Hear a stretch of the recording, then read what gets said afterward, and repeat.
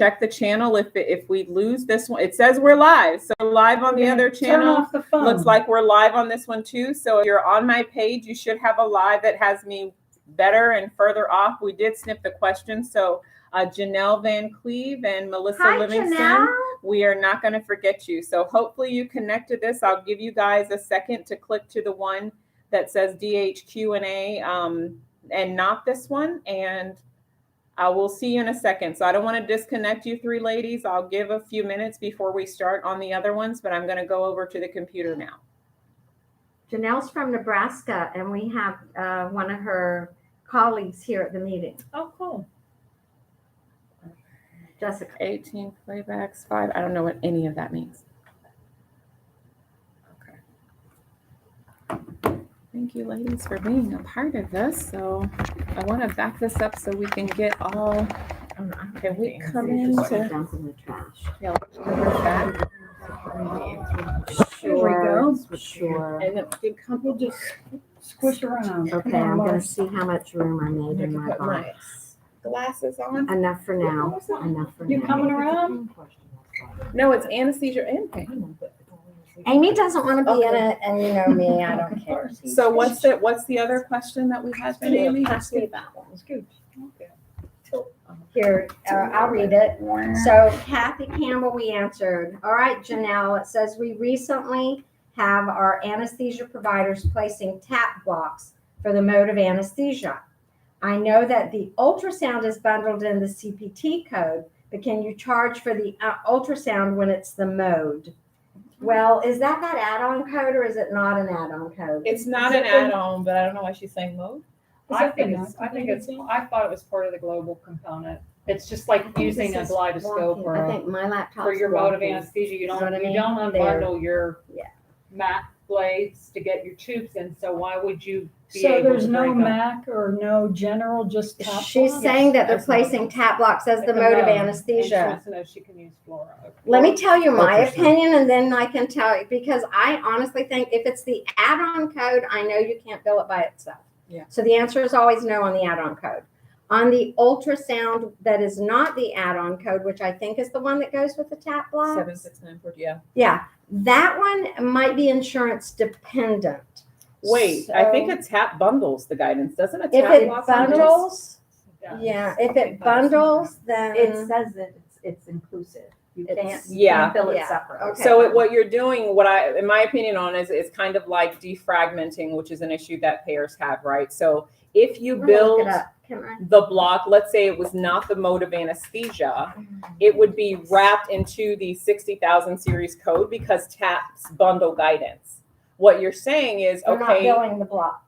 no, I know, but that's what she's saying. She's saying, okay, even though it's the mode of anesthesia, I'm billing that. I want to take the guidance that would have been bundled if I did the TAP and report that piece. My recommendation, what I would do is a no. I wouldn't report the guidance separately with that. And I'm gonna go use my tools just to see. So Kelly's going on to select coder. The It's like an encoder with decision. Huh? It includes the use of It does. imaging. Okay, It says it right includes the use of image guidance. So Yeah. if you can't build the block separately and it includes image guidance, then you can't build the ultrasound separately. That's my opinion on That's it. my opinion. So good question. We had another one, I think, from who? It was from Melissa Livingston. I'll do this one. Melissa. Melissa, what documentation is needed for a provider to attest to personally perform with a CRNA? And that's a good question. So my take on that is that part of the CMS manual that says when two people are fully and completely involved. So can you confirm that that's what you're asking when it's one case that requires an anesthesiologist to be fully involved and a CRNA to be fully involved in the same case? And if you can confirm that, can we tell on here? Then we can We should be respond able to. for documentation. Yeah, if you put it in the new chat that you're probably on, we see the 4 folks here, so we can get the feedback on what you meant with that. We can clarify. Do you want to kind of presumptively answer it with however? We can. Yeah. So for the documentation, you just need to show that both of them were fully and completely involved and the reason why. And the one that I usually use as an example is conjoined twins. She says yes. That's the same. Okay, so conjoined twins, somebody has to be responsible for the child, for each of the children or adults, whichever it is. And I know that that's an infrequent surgery. Dr. McNeil, would you know of another case where they might need a CRNA and an anesthesiologist? Intrauterine fetal surgery. That's a good one, because who did intrauterine Marcy. fetal surgery? Marcy just did some stuff on that. So would you want to address that one? Just the tech, because of you have two lives in your, in your hands. So you're working on a mother, you're working on the infant. So I can see the justification of, But the documentation, and then I want to hit need to be very specific. the anesthesia record. I will tell you that I have personally asked a Medicare representative whether they expect to see one record or two records, and I've received conflicting information. So as an anesthesiologist, would you complete your own anesthesia record and expect the CRNA to complete their own? Yes. Okay, so Dr. McNeil would expect to see an Yeah, if it were anesthesia record for conjoined her. twins or This fetal mothers, yeah. And Okay. see, you know what? I think I like both of those scenarios, because conjoined twins each would have a record, right? Technically. And I think that's where intrauterine is a really great example, because you can't get in the hospital, you don't get a record until you're born. And when it comes to like twin to twin transfusion, or some of the myelomeningeal seals that they do, Yes. the children are not delivered to do the when we say intrauterine surgery, we are operating on a pregnant mommy's baby. Right. And after surgery's over, she is going to be pregnant still. So I think that's a beautiful example of where you would have two different cases. And I almost dare to say, especially because this is live, fine quote me, that in and of itself should necessitate the two providers, because we have to check the baby's physiologic signs. And if you want to provide some of the detail about what happens in the OR for us when we've got intrauterine surgery, and the mom, right? Yeah. I don't do fetal surgery, but if I'm anesthetizing the mother, there should be somebody else that's monitoring the preborn. And some of the surgeries, they wait until after, say, 34 weeks, so that if there is some kind of unforeseen emergency, that baby can be delivered. Now that baby's delivered, I can't take care of the baby and the mother. Gotcha. Someone else would have to take care of the baby. And if you have two anesthesia providers, it would be the other one, not me. Perfect. That's beautiful. I love it. Yeah, I love it. I love it. I love it. Oh, also diagnostic tip with regard to your intrauterine surgeries. If you do those, you want to make sure, especially with intrauterine, who you're reporting for, because, and even from an insurance standpoint, like the baby's effective date can't be before their birth. So if you do an intrauterine surgery, that baby isn't delivered to accomplish it, that baby technically has not been born yet.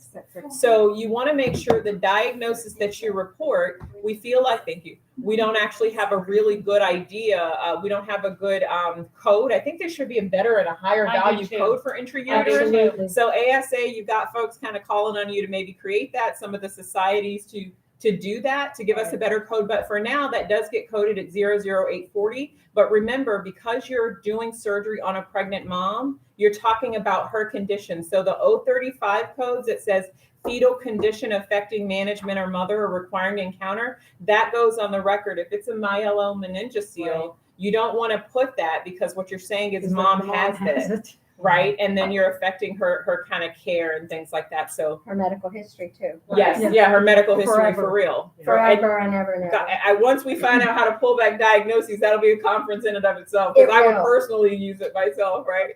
And I just want to double check. I'm going to go back with Janelle, because I did some double checking and triple checking on that. And the concept is different with the tap block used as the mode of anesthesia, because they do have those ultrasound guidance as part of the description itself.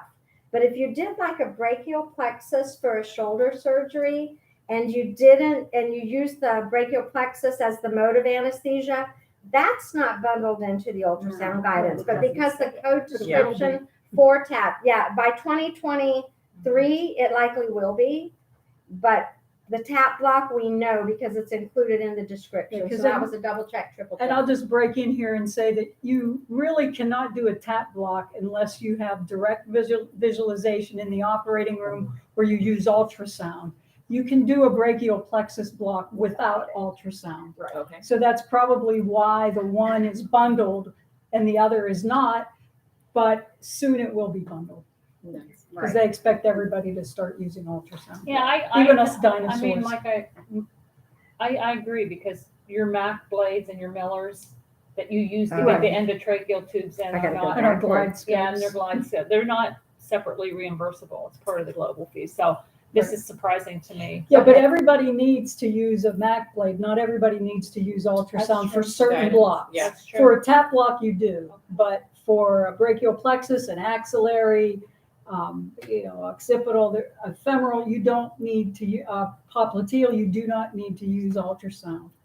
Okay, so I'm going to go back to Melissa because Melissa's got, say it's an EGD procedure and the provider attests to personally performing with a CRNA. And I'm sorry, an EGD procedure does not require an Two anesthesiologist providers. and a CRNA. So unless the medical necessity was that the anesthesiologist was doing an EGD procedure and the patient coded and they needed 2 extra hands, It's not going to be. that's not, Can I expand on this too? yes, you Because certainly can. I just was talking with another coder, and I think part of the problem is that we have some CRNA groups that with their own 10 and anesthesiologists with their own 10, and they're coming into a facility and performing unilateral, and they want to say, well, I can do this on my own, and the other one's saying I can do this on my own because they're not in the same group. So they don't see that as the anesthesia care team. And I said, no, you can't have it both ways.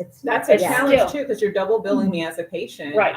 For a Well, procedure and- doesn't and even she- require. You can't do Can we that. just verify that with the EGD situation, you're not talking about a medically oh, directed Amy, do you want to be on situation? the picture? We got it. That was Amy Turner. What was the question? Can we confirm what? Just that we're talking about that we needed 2 people to personally perform an EGD. EGD. Not medically And you're not directed. talking about documentation of the physician medically directing that CRNA. And Amy is a compliance guru too. So Yeah. you guys are getting I'm a a lot of nerd. bang for the buck on this one. Yeah. You're While a that nerd. person Yeah. answers Welcome it, to our nerd group. Melissa said, Okay. excellent, thank you. So yeah, Okay. while we're answering that and kind of waiting for that, FYI, the IR procedure, like pain blocks are also like IR I'm gonna procedures. dig That's a back, session too, that so we it did. sounds like you're saying So, it's not something that when we happens. see what Dr. McNeil was saying, well, I'll always use a blade for this, but I may or may not use guidance for a block depending on the location of it. That's one of the things on why we see year over year codes bundling and including guidance where it didn't, because I can't remember if the number is 75% or 95. I think it's 95. When they see that a single claim has the 60,000 series code in the guidance, that's where we start to see bundling happen because it communicates to the AMA. We no longer need a component coding concept because we don't have a surgeon and a radiologist involved anymore. One provider is consistently doing. Now that's 95% is the threshold. So the question is, what about the 5%? Sorry, they don't do things to perfection. So the 5%, you end up probably using unlisted codes in those situations. Now I'm gonna go back to Melissa, and she said, so it sounds like you're saying it's not something that happens often about the 2 providers, and that is correct. Yeah, It is not something that No. happens often. I think in 30 years I've seen it once. I and have was a seen hard- it. I have seen it A 0 contact. times, but I know about it because I educate. Mhm. Okay, and then Kathy said, thank you for answering the question on base units. Can you address the other part of the question? Sure, I'm sorry, we forgot it. In fact, this is gonna come back in your wheelhouse, but it says why crosswalks are different from CMS versus ASA. Their encoder says that CPT code 33228 crosswalks to 00400 and 00560, and the ASA says 00530. And Doris is going to explain why your crosswalks may have different information because we talked about this at the meeting this time. Yeah, I'll address both the crosswalk and the encoder. I don't know. I'm not an encoder. I'm not saying encoder pro, but that also could have the issue. There are elements in some of these encoder programs that seem to give you statistical data and not true crosswalks. So it'll tell you often when that surgical code was done, this was the ASA. I don't rely on those as crosswalks. Now you have a relative value guide and a crosswalk manual, an ASA crosswalk. I'll address that as well. We covered that in our session. With the ASA crosswalk, you have to remember we're dealing with a few hundred ASA codes and thousands of surgical codes that those ASA codes have to kind of feed into. That's a lot of work by a lot of societies on things that kind of don't matter to them, right? The surgeons have the right codes. The anesthesiologists don't. So until we kind of participate as an anesthesia population to let the ASA know that we think there's a crosswalk error, right, or something that we don't agree with, it'll never get better. I find them to be pretty receptive. If you look in the front of your ASA book, the deadline is June 1st of every year. There's a form in front of that book. I pull it out, I photocopy it because I may have to do each one, like every request. You can request an update or a change to the crosswalk. They don't communicate whether or not they'll accept it, but you can check the book the next year and see if they agree. RVAD is one of those things that we saw this year. So remember, it's too many codes. For example, next year, 2022, for those of you coding pediatrics or congenital, I should say, I have to force myself to say congenital because I actually had a relative who just found out at 77 years old, she has congenital heart disease. Like, Wow. Didn't find it for 77 years. Her coronary arteries are anomalous and she's got a shunting defect. We're getting a T4 to find out what it is, right? So that being said, diagnostically, those Q codes don't have an H on them. We just kind of figure that out. There's a condition called coarctation of the aorta that we are getting unique codes for in 2022. Until now, a coarctation is basically a stenosis of the aorta. They call it coarctations in the congenital population. They can recur even after they correct them after birth. The way you treat a stenosis is angioplasty or stenting. Sometimes they do both, okay? The CPT code for that might be respectfully 37246, I think, for the artery, for the angioplasty, and 37236 for the stent. The challenge with that, however, is if you look those up in your crosswalk, I believe they give you 01640, which is a shoulder code, 00770, which is an open aortic code, and 01924, which is artery not otherwise specified. If you look under the 019 category, you're going to find we actually have a code that says aorta, 1926. So if you use the crosswalk, the official ASA crosswalk, it is going to take you to a lower base unit value code. And trust me, we're talking about big red here, the largest artery in the heart. There is significant difference in work with them stenting or angioplasting the blood supply that's the source for our entire body than it is for them to do like one in the leg or in the arm or something like that. So the ASA gives you the out to not necessarily follow it to the letter, understanding that you have so many thousands of surgical codes going into the hundreds of codes. So it says very clearly that it's not a Bible, it's a guide, and it's up to the anesthesia provider to pick the proper code. So we personally in my group, we don't use 1924 for coarctations. We use 1926 because aortic is in the description and it's the mother artery. And I like to say your coder spider sense, overrides what, if you can research and prove that your code is more accurate than what you're getting from Encoder or the ASA, you're allowed to do that. And the ASA does ask that you fill out that form that's at the beginning of your crosswalk, just to let them know or give them the opportunity to review that code and see if they agree. Yeah. Because they ask for any suggestions. And over the years, I've done multiple ones, and I know that you have as well. Yeah. And I don't always get what I think is correct, because one of my doctors was not happy with the amount of the base value that was associated, and we got a so sorry, we're not going to give you more. But in other cases where there was a code that should have been crosswalked to, they said no problem, we'll fix it. And as long as you get that into them by June 20th or 21st or June 1st, I don't remember. June 1st, thank you, of the year prior to the production of the next relative value guide. So this year it's too late. What's going to be in 2022 is in 2022. But if you find something that has or needs a correction before June the 1st, 2022, and you submit it prior to that date, you have a good chance of it being reviewed and either corrected or said we don't, or say we don't agree with you for 2023 relative value guide. And query your physician. If they're on board with it, I'm good with it. Like I would say to you, this is what's happening, what Doris just explained. And if my doc says, heck yeah, that's right.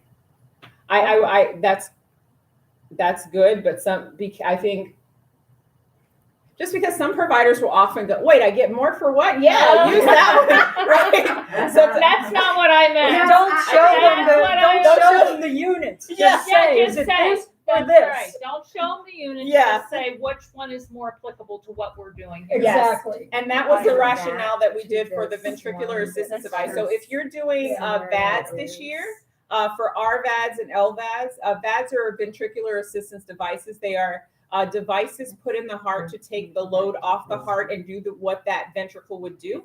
Impella, HeartMate are examples of VADs. This year, it's taking you to a very different code in 1930 for an RVAD versus an LVAD. So we've proposed to the ASA to say, hey, can you reconsider this? Here's what the procedure is. Here's the device. Here's where it goes. This is what we recommend. We suggest the crosswalk go to. And again, I don't think they communicate back with you. You just got to check the book the next year and see if you won. But even if not, if you feel it's a strong case, this is why the anatomy and understanding this is important, because you may have to debate or argue your provider case with an auditor who's using the crosswalk like a Bible to say they actually suggest that we can use a more appropriate code, and give your argument, and that can be won just based on using the crosswalk as well. Doris, you got your second wind. Oh, did I? Yes, you Well, did. I was stuck. Listen, if you could have seen me panting, Kelly and I was like carefully clearing the way. She's like, I was clearing the way with my dinner bag, trying to make room for us to walk through this crowded Disney Springs. I like coding. I'm going to go back to Melissa Livingston because we really do want to help you. And her follow-up to that, personally performing to people, says the scenario is, and I quote, the MD is attesting to personally performing, and he also attested to beginning, interval, and ending. And what that means to me is that he's trying to personally perform and medically direct at the same time, and that's a no can do. You can't do both. He has to be sitting down doing the case. I mean, to personally perform, he needs to be doing the case. Yeah, no one else is involved if you're personally performed except a resident. The only other acceptable provider is a resident or fellow or student. Then you can do personal performance and your concurrency numbers change. It looks like this could be a templating issue where we're like, I don't want anybody coming back to me. Yeah, I personally performed. I medically directed. I was there the entire, like everything. The kitchen sink. So when you're trying to audit, you can't audit to that. And with an external auditor, I don't think you're going to win it. It needs to be clear on what's what. I personally wouldn't. Agreed. And we hope that answers that question because we're going to move on to Chris Miller. Thank you. She said perfect. Yay. Okay. And they got it recorded. So they'll say, look at the speakers that said it. Look at this doctor. I'll have to see if a locum doctor not employed by our group, but a hospital, these are not my favorite, but we're going to answer you. If a locum doctor not employed by our group, but by hospital relieves one of the CRNAs, this is a locum doctor relieving a CRNA for lunch, can we bill discontinued time? The hospital does not bill for the locum. And you can just kind of throw out about what the hospital does or doesn't do about billing because it has nothing to do with you.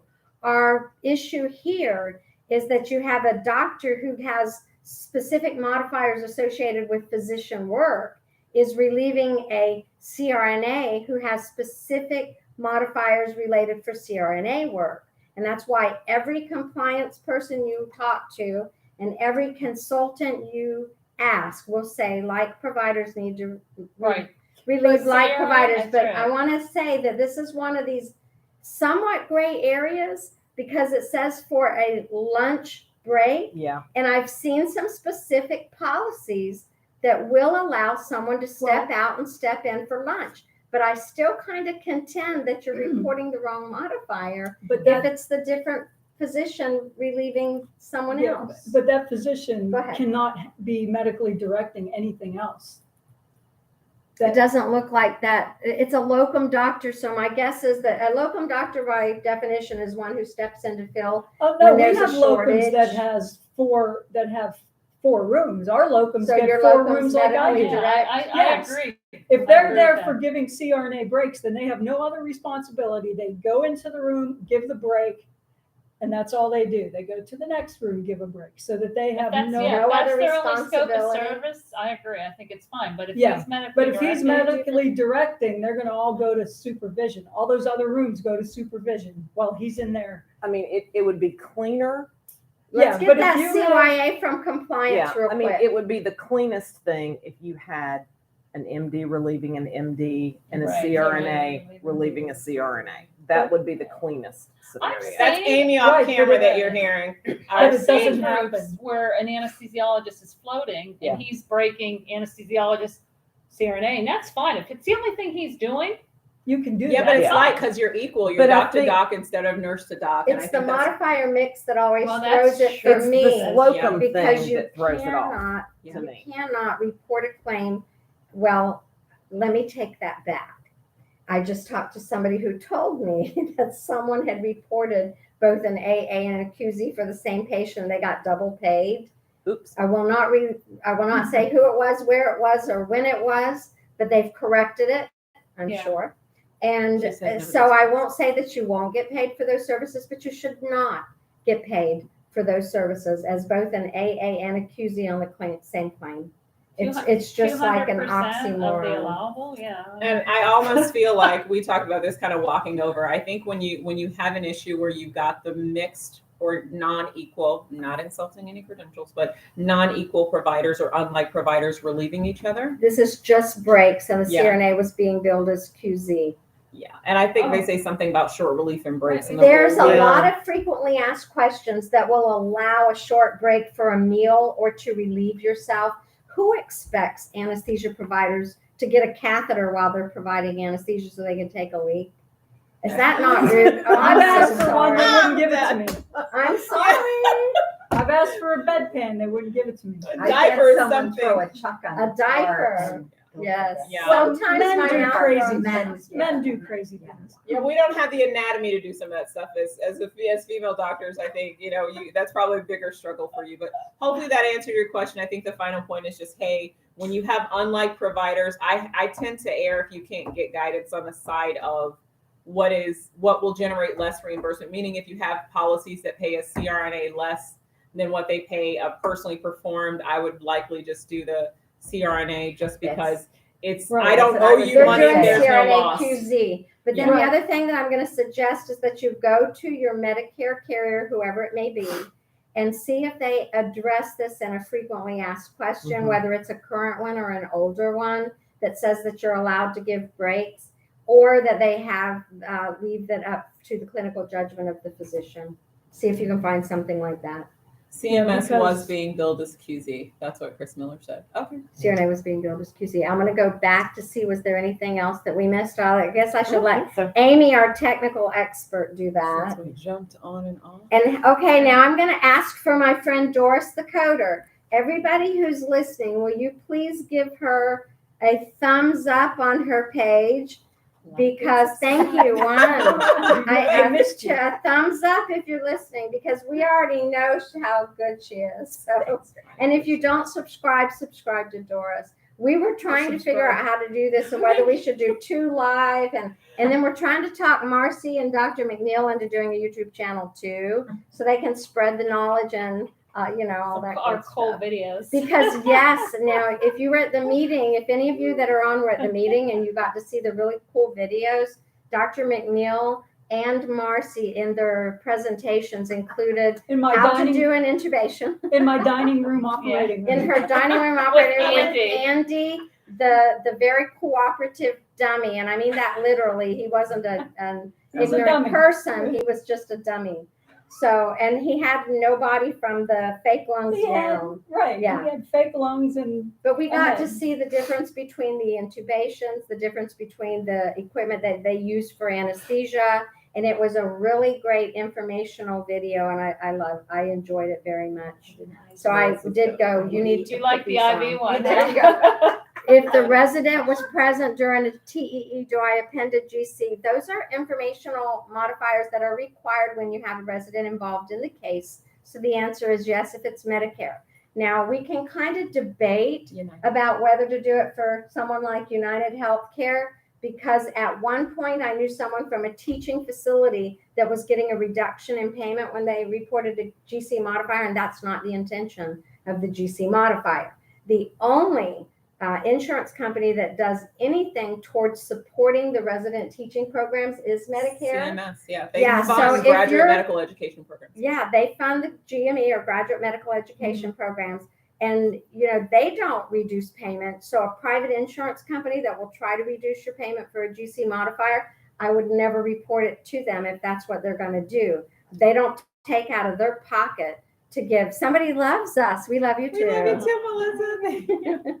Yeah, and one more thing too, I think to note with the Look over there. GC, Over there. with the GC thing, if you are working at a teaching hospital like myself, there's different levels of attestations for the different procedures you perform, and know that when you deal with concurrency and it involves teaching, you can't do 4 concurrent cases. You're limited to 2 according to the rule. So know Student that nurses also. student nurses Same. as well. Yeah. So if you're an CRNA teaching an SRNA, you can, and what happens is they bill it as though personally performed. So a CRNA can bill it as non-medically directed, or that's what it's You're called, right? correct. And this is great bonus information, because a CRNA can teach 2 student nurses and bill a QZ full-time for both. Right, you get 100%. And that's a change. So they actually get 200%. Right, But if the same ORs with the same student nurses and it was a physician Right. teaching them, correct. they only get 50% for each room.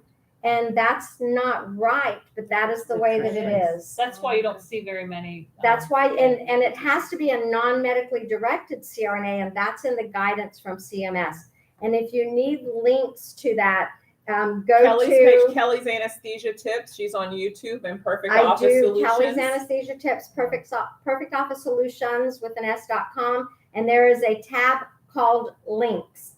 And under Links, there's a CMS Anesthesiologist Center, and from there you can click over to Chapter 12, Section 50, which is the anesthesia guidelines, and all of this great information is in there. Where CMS lacks is giving us more information on billing student nurses, because there is such limited information that we kind of have to pull over from the resident stuff, which isn't fair for us. Right. But Yeah, and the CRNA is supposed to be very interactive, splitting the time between both.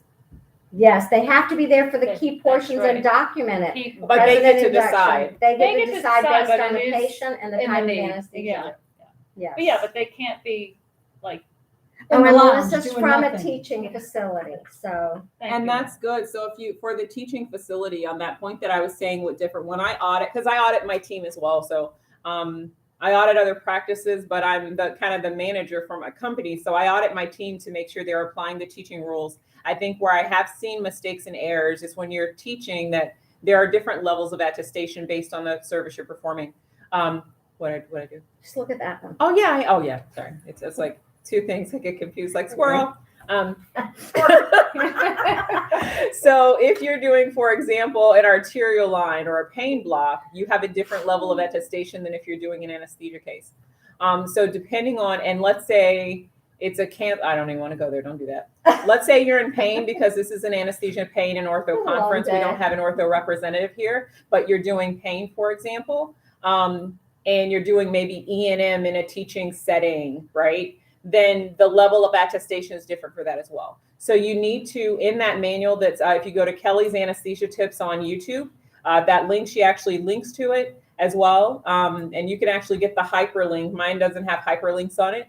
If you go there, it will actually tell you the different types of procedures and the levels of attestation. So doctors make the mistake where I see with my providers, they give me that I was present for the key and critical and immediately available, et cetera. They kind of use a CAN uniform attestation for everything. And that may be acceptable for an anesthesia case, but it may not be acceptable when you're doing the arterial and the central lines or the swans or whatever. Yeah, the billable procedure. So you do want to apply the proper level of attestation to what's there before you bill it, because if it's not, then it's not billable if it's done by a resident or a fellow. So it gets adjusted or not billed on your claim. So hopefully that helped you with the teaching facility. And the one more Kelly's thing, anesthesia did we tip. touch on the GC? She did mention the TEE, but that goes on anything, art lines, CVPs, anesthesia, anything that resident is involved in. And be careful, because T's actually are different level of procedures than a lot of the ones of a short duration. Tell her, go ahead, expand. Yeah. So, and yeah, you're Melissa. Yes, it is Kelly's Anesthesia Tips on YouTube. So yes, and this is why you have to look at the complexity of procedures. Usually A lines and central lines are procedures of a short duration. So it doesn't take, and doctor, you want to opine on how long it might on average take you to do? Depends on your resident. Right? Depends on your, right, because they're 15 learning. minutes is a long time. Right. So the rule actually speaks of procedures Half an of a hour short tops. duration. Oh gosh, does it really take that? Oh, because they're learning. I call them baby docs. They don't like that. But you're Yeah. baby docs. You're learning how to be a doctor. But what the rule says is procedures of a short duration, the provider has to be there the entire time. So that whole, I was there for key critical and immediately available for other parts, you're not allowed to be immediately available, means you're not in the room. Now, if they say I was there during the whole procedure, also the providers don't have to document their presence. We can have a circulator do that. The challenge is we have no control over what people document and the provider signing the note. So you want the provider to document their own work. I always encourage them there, but be careful if you are auditing and you're working in a teaching facility that you're applying the right level of attestation to the service that your provider performs. I have a different one for my critical care line at my teaching hospital than I do for interventional cardiology. My interventional and my T's, for example, the supervision is different, so they have to be there for the whole time. Same thing for the interventional procedures, but for radiology, the level of attestation is different. Critical care, it's different. Is it time-based versus day-based? So it's really a lot of nuances that you can't answer generally. You really have to have the proper one tied. So hopefully that answered your question, Melissa Livingston. And it took me that long to figure out how to respond on here. So yes, that's We're not technical geniuses. yeah. I never said I was a technical genius. I'm still learning all this So good thank stuff. you, everyone. Marcy Garuccio, Advanced Medical Practice Management. Thank you. Dr. Laura McNeil, Allegheny Medical Center. Kelly Dennis with Perfect Office Solutions, and Amy Kelly's Turner. Anesthesia Tips on YouTube. Hold on. I'm over here in the Amazing corner. Amy Turner with, okay, so it's Do you want to be on? No, Kathy Turner said with heck Ventra. no. Kathy's in the background helping us, supporting us as an attendee. We said we do about an hour, and we're at that point. We have eaten. We have had physical labor. So the next thing is to shower and sleep and start the day fresh tomorrow. So we may consider another live on Kelly's channel specifically for anesthesia. So if you have additional questions and you want to email us those, give us ideas and topics. If you put them in the comment box, I'm happy to forward. We'll go live on Kelly's channel. If you're interested in anesthesia and that's all you do, please Not check tonight, out right? Kelly's. Because No, we've no. had a 12-hour day already. Check out Kelly's Anesthesia Tips. So we're going to end this live. Thank you all for joining us. We hope you enjoyed the conference. And if you couldn't join us, I hope we got at least some of your questions answered. We'll have a good night. Again, this is Doris Thecoder on YouTube, and I'll see you in the next video. And thanks for the likes. Okay, end session. How many likes did you get? Enter. Oh, you gotta Oh, is it double end screen? click, double click. Try. It'll take me as long as it to end it as it took me to start it. There it is. Are we having fun yet? That's a shame. We need